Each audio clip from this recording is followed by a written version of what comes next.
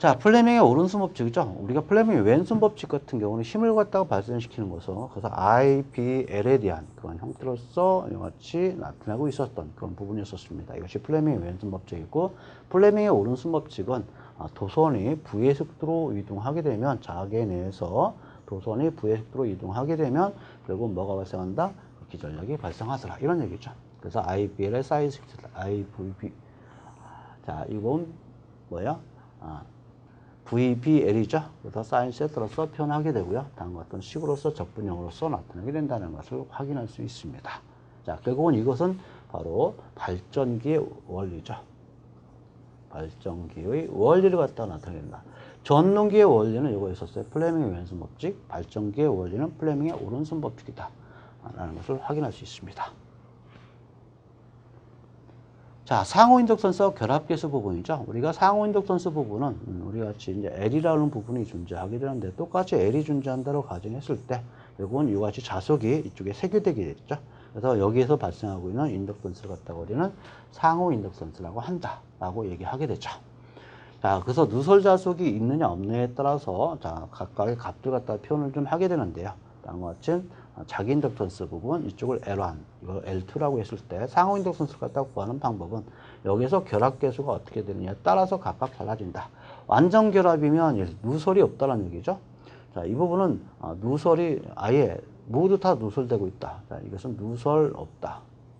없을 때 완전 결합이라고 얘기하게 되고요. 자, 결합이 되지 않았다. 무결합이라고 얘기하게 됩니다. 무결합일 때는 0이다 라고 얘기하게 돼요. 그래서 일반적으로 0과 1 사이에 결합계수가 존재하고 있다는 것. 자, 이렇게 해서 우리가 상호 인덕선스 값은 다음과 같은 관계식을 통해서 얻을 수 있다는 것을 볼 수 있습니다.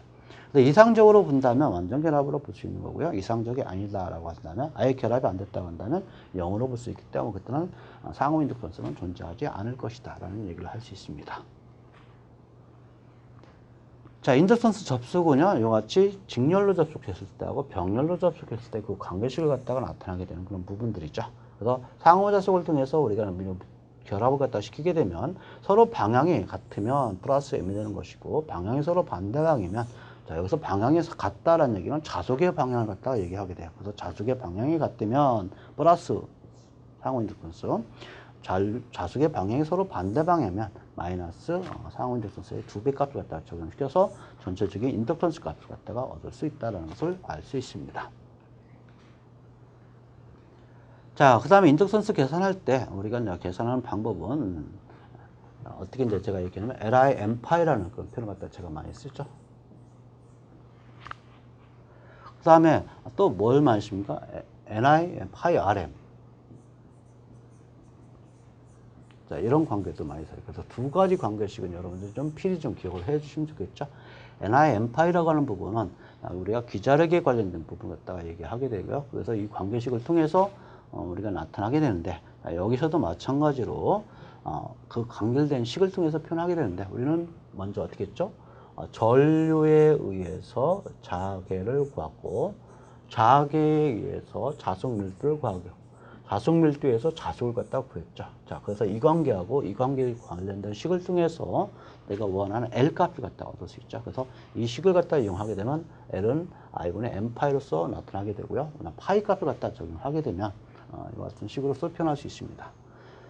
자, 이렇게 해서 우리가 환상 솔레노이드에 관련된 식으로서 나타나게 되죠. 그래서 환상 솔레노이드에 대해서는 어떻게 이제 적용되는지 설명을 좀 드리는 그런 부분이었습니다. 자, 그래서 여기서 권수에 관련된 부분 N의 제곱으로서 나타나고 있다는 것을 확인할 수 있는 그런 부분이 있었어요. 자, 그 다음에 우리가 여기서 한번 얘기해 보죠. H는 환상수론에 대해서는 2파이 R분지 NI다. 이렇게 이제 표현을 했었죠. 이거 원지의 길이라고 표현을 좀 하게 되고. 자, 그럼 B를 갖다가 구하려면 어떻게 돼요? 투자를 갖다가 구하면 되겠죠. 2파이 R분지 뮤의 NI로서 표현을 하게 됩니다. 자, 그럼 우리가 이제 파일을 갖다가 얻을 수 있어야 되겠죠. 파일을 갖다가 얻으려면 여기다 면적을 갖다가 구해야 돼요. 그래서 면적을 갖다가 구하게 되면 바로 S값을 갖다가 곱하면 되는 이런 관계를 갖다가 나타나게 되죠. 자, 그럼 이 식을 통해서 우리는 현재 이걸 갖다가 파일을 하게 되면 2파이 L분지 자, 뮤 N 그 다음에 I에 S를 갖다가 적용하게 되는 그런 부분이 있었습니다. 자, 그러면 우리가 여기서 이 식을 통해서 우리가 n을 갖다가 구한다면 i분의 n파이라고 하는 이 관계식을 갖다가 적용해야 되기 때문에 i는 없어지게 되고 n의 제곱이 나오게 되고 이와 같이 l이 이제 포함된 그런 부분으로서 나타나게 됩니다. 그래서 l분의 뮤스 n제곱이라는 관련된 식을 갖다가 표현 좀 하게 되는데요. 자, 여기서 이제 n 값을 갖다가 어떻게 적용하느냐에 따라서 각각 달라지는 그런 관계를 이제 표현 좀 하게 돼요. 그래서 환상소론에 대해서 우리가 여기 갖다 표현했을 때 i는 어떻게 이제 여기서 나타나게 되는지 그 관련된 식을 갖다가 적용해서 표현할 수 있다는 것을 알 수 있겠고요. 그 다음에 거기에 관련된 식을 통해 가지고 여기다 이 값을 갖다가 파이 값을 갖다가 적용시켜서 나타나게 된다면 이 같은 식으로서 표현할 수 있다는 것을 좀 알 수 있습니다. 그래서 우리가 면적을 구할 때 어떤 식으로 구하게 되느냐에 따라서 각각 달라지겠죠. 그래서 거기에 대한 부분, 면적에 대한 부분을 갖다가 길이하고 서로 연관되어 있다는 것을 좀 확인할 수 있는 그런 부분입니다. 자, 그래서 우리가 2파이 L이라고 하는, R이라고 하는 부분은 이것은 반경이에요. 그래서 L이라고 하는 표현은 2파이 A로서 이제 표현하게 되는 그런 부분. 그래서 2파이 A에 관련된 부분은 평균 반경이다 라는 그런 말씀을 좀 드렸었어요. 그래서 원지의 길이가 나오게 된다는 것을 또 확인할 수 있는 그런 부분이 있었습니다. 자, 그걸 갖다 전체적으로 우리는 뭘로 볼 수 있냐면 2파이라는 부분을 갖다 L로 놓을 수 있다는 얘기죠. 자, 2파이 A라는 부분을 L로 놓을 수 있다. 이렇게 이제 생각을 해 주시면 됩니다. 그래서 처음부터 제가 L이라고 표현하지 않고요. 2파이 A다. 원지의 길이다. 그걸 갖다 우리는 L로 놨다. 이렇게. 자, 그렇게 되면 다음과 같은 관계식이 나온다라는 얘기를 좀 하게 됩니다. 자, 무한장 직선 솔레노이드는 NI 부분이었었죠. 그래서 여기다가 똑같은 방법을 갖다 적용하게 된다면 다음과 같은 식이 나오죠. 환상 솔레노이드나 직선 무한장 솔레노이드나 서로 같은 그런 결과를 갖다 가지고 있다라고 좀 생각할 수 있겠습니다. 자, 이 부분은 조금 중요하니까 다시 한번 정리 한번 해보도록 하죠. 환상 솔레노이드에 관련된 부분은 앞에서 어떻게 썼냐면 자기에는 자, 2파이 A분지 NI였었다. 이렇게 얘기했었죠. 이 부분을 L분의 NI로 제가 이제 바꾸겠습니다. 자, 이렇죠. 이렇게 된다면, B라고 하는 것은 L분의 뮤제로 NI로서 표현할 수 있겠고요. 자, 파이라고 하는 부분은 L분의 뮤제로 NI의 S를 갖다 곱한 그런 형태죠. 자, 그래서 이 식을 갖다가 L은 I분의 N파이라는 식을 갖다가 적용해서 계산하게 되면 L분의 뮤제로 SN 제곱이라는 관계를 갖다가 나타날 수 있다는 것을 알 수 있는 거죠. 이와 같이 적용시킨다. 모두 다 똑같은 부분이다. 그래서 자기만 알고 있다고 한다면 내가 원하는 솔레노이드를 통해서 자기 값을 구하게 되고 자기 자수밀도 구하게 되고 자속을 구하게 되고 LI N파에 대한 관계를 통해서 나타날 수 있다는 것을 볼 수 있습니다. 원형 코일에서도 마찬가지죠. 2분의 NI라고 얘기하게 된다면 이걸 통해서 자속을 구하게 되고 그 식을 통해서 내가 원하는 L 값을 갖다가 얻을 수 있다. 자, 그런데 우리가 이제 A라고 하는 부분을 통해서 이제 S 값을 갖다 적용하게 되면 원형 코일이기 때문에 여기에 대한 면적을 나타나게 되면 어떤 형태가 나타나게 되느냐. 이건 여기서 반경이 A가 되는 그런 부분이기 때문에 여기는 면적은 파이 A 제곱이 됩니다. 자, 그래서 파이 A 제곱을 갖다가 우리가 이제 적용해서 우리가 값을 갖다가 나타나게 되겠죠. 자, 그렇게 함으로써 우리가 여기에서 나타나고 있는 부분 파의 a제곱이라는 면적을 갖다가 적용시켜서 이제 계산을 하게 되면 다음과 같은 관련된 식으로서 나타날 수 있다는 것을 좀 알 수 있습니다.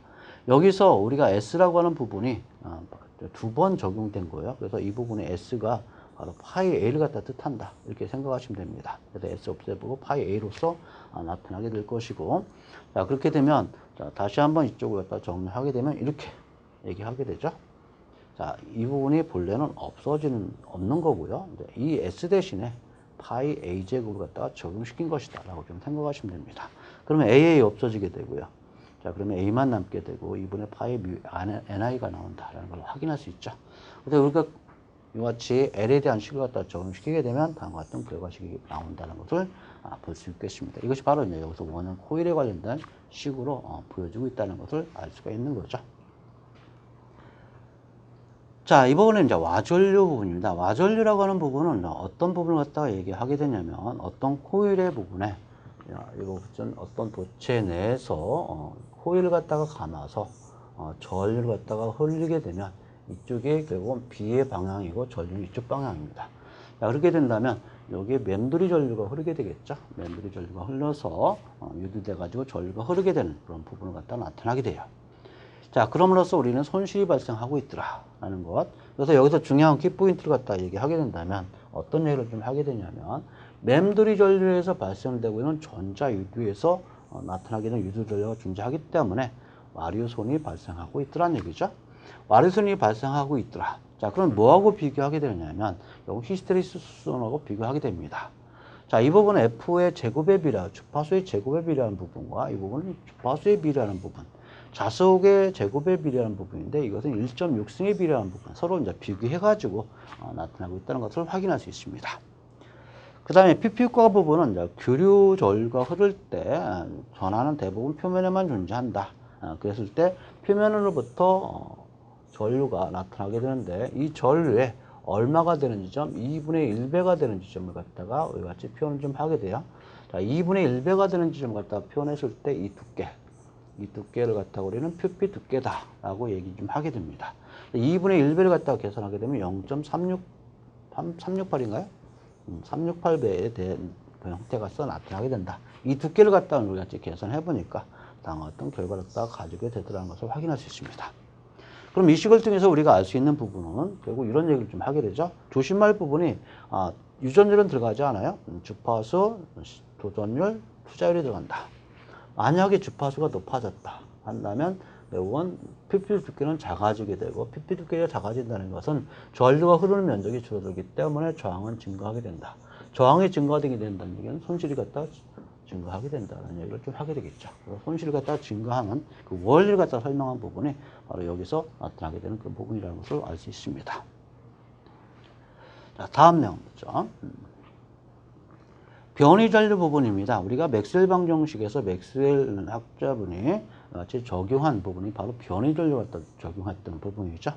어떤 교류 해류에서 도선에 흐르는 전류에다가 이같이 콘덴스를 갖다 적용해서 나타냈을 때 여기 흐르고 있는 전류를 갖다 우리는 전도 전류라고 하게 되고 여기서 공간, 유전체가 들어있는 전류를 갖다 우리는 변이 전류다라고 얘기하게 되죠.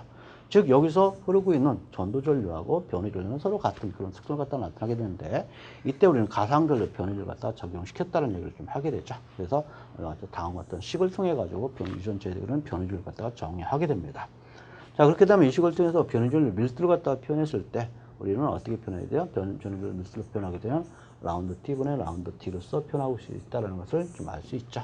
자, 이렇게 함으로써 우리는 맥스웰 방정식에서 나타나고 있는 암페어 주해적 법칙을 갖다가 변형을 갖다 시킬 수 있다는 것을 확인할 수 있습니다. 그래서 방금 얘기했던 이같이 전도 전류 밀도에 관련된 부분과 변이 전류 밀도에 관련된 부분, 여기에 대한 차원은 암페어 퍼 메다 제곱이죠. 그 이유는 바로 전류의 밀도이기 때문이다라는 것을 확인할 수 있습니다. 그래서 로테이트 H, 컬 H를 통해 가지고 암페어 주해적 법칙의 미분형을 갖다 나타나게 되는데 여기서 추가된 항이 바로 변이 전류 밀도 부분이 추가됐다는 것을 알 수 있습니다. 자, 그래서 여기에 관련된 부분은 이렇게 설명할 수 있겠고요. 그 다음 패러데이 법칙 앞에서 설명했었죠.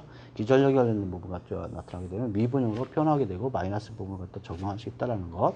그래서 자속 밀도가 변하면 시간에 따라서 변하는 반대 방향으로 전개가 회전하는 그런 형태로서 나타나게 되고요. 결국은 유기 기전력이 형성된다는 걸 갖다가 보여주게 되는 그런 부분입니다. 자유공간에서는 전하 밀도가 존재하지 않고 있죠. 그런데 자유공간이 아닐 때는 맥스웰 방정식은 기본형은 이겁니다. 그래서 최적 전하 밀도가 존재하게 되는 형태로서 나타나게 되는데 자유공간에서는 이 부분은 0이다라는 것을 확인할 수 있죠. 그래서 임의 폐국면에 대한 전하에서 전속선의 발산 부분을 갖다 설명한 그런 부분입니다. 다이버전스 비에 관련된 부분은 종자기에 대한 가우스 미분형을 갖다 뜻하게 되죠. 자, 그래서 같이 발산하지 않는다는 것을 앞에 설명을 했었고요. 가우스 법칙에서. 자, 그 부분을 통해 가지고 자수에 대한 연속성을 갖다 표현하는 그런 부분입니다. 그래서 맥스웰 방정식은 그래서 같이 암페어 주해적 법칙, 패러데이 법칙, 가우스의 전개 법칙, 가우스의 자개 법칙, 이와 같이 네 가지 법칙을 통해서 맥스웰 방정식이 형성된다는 것을 알 수 있습니다.